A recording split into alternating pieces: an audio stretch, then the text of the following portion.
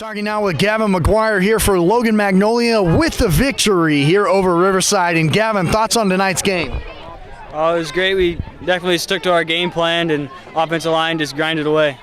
You guys got off to a really quick start with the big kick return, getting you guys inside the 10-yard line. You were able to punch it in from there. Talk about your special teams tonight. It was a big impact. Yeah, we knew that they kind of stack on one side, so we had a chance to bring it up the middle and take it big house. Yep. And you didn't have very many long touchdowns tonight, but you were able to keep fighting forward and get over the 20 touchdown mark on the season. How does that feel? Oh, it feels wonderful. This shouts out to my line, though. They're the one that made it all happen. Absolutely right. And just kind of put this whole season into perspective if you can. I know it's been odd, maybe not even knowing if you were getting to play starting out, and now to be one game away from the state playoffs in Cedar Rapids. How does it feel? It's just a great opportunity to be playing right now, and it's all that's going on in the world, and yeah, it's just great. Yep. And now, not knowing who you're going to play next week, what will kind of be the next 48 hours for your football team? Just prepare, rest our bodies, and prepare for next week. Congratulations, Gavin, on the win. Thank you. Talking now with Logan-Magnolia head coach Matt Straight, and got off to a fast start tonight with the special teams coach. Thoughts on tonight's football game? Yeah, our kickoff return worked really hard. We thought we had something that was going to look pretty good if we got in the spot that they usually kick it. We did. Man, we had a great return, one of our better returns probably of the year, and punched that in. Had a block punt as well for a score. I don't know if that was that third quarter, I guess. But, yeah, our offense got rolling, took possessions away from them, which that was our goal. And we knew they were going to score. They're too good offensively not to. We just had to keep on moving the ball and getting scores ourselves. We had some great stops. Our DBs played their tail off. Our D-line played their tail off and back as we're flying around. It was a great defensive effort, great special teams offense all around tonight. And one drive I wanted to talk about specifically, they make it a one-score game, 14-7. You get the ball with 56 seconds, and you go down the field and go up 2 scores headed into the halftime locker room. How important was that drive for your team? You know, we've been doing that this year. The last 2 games we played IKM-Manning, we scored probably within the last minute on both those games to kind of stretch it to a similar lead like that. So I think it took some steam away from them as well. I think that was encouraging, and then we got that stop and boom and thudded that punt.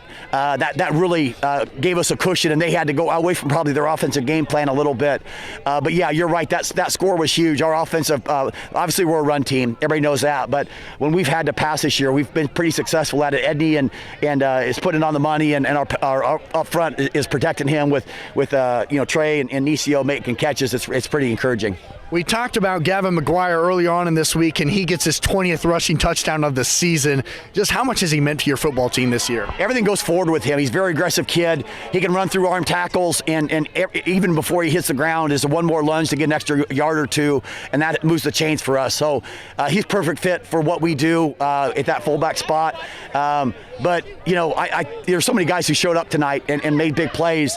Yeah, it's a great team effort.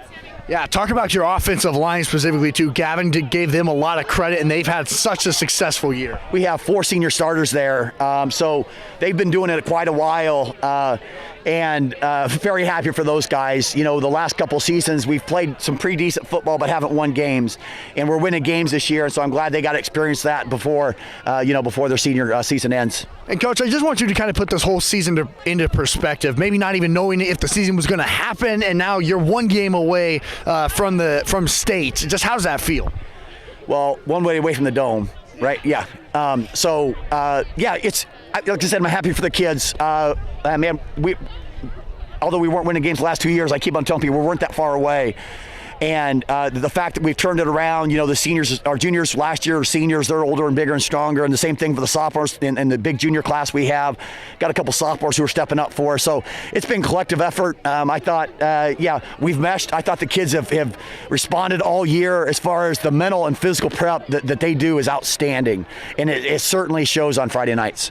Coach, congratulations. And so now what will kind of be the next week like, and still not maybe knowing who you're going to play? Yeah, I think we're going to have St. Albert. I think that's pretty much set, and I think it's here as far as the way I understand it. So that'll be encouraging, man. We've had some great battles with St. Albert over the years. We beat them early, but they're a better team than when we played them there.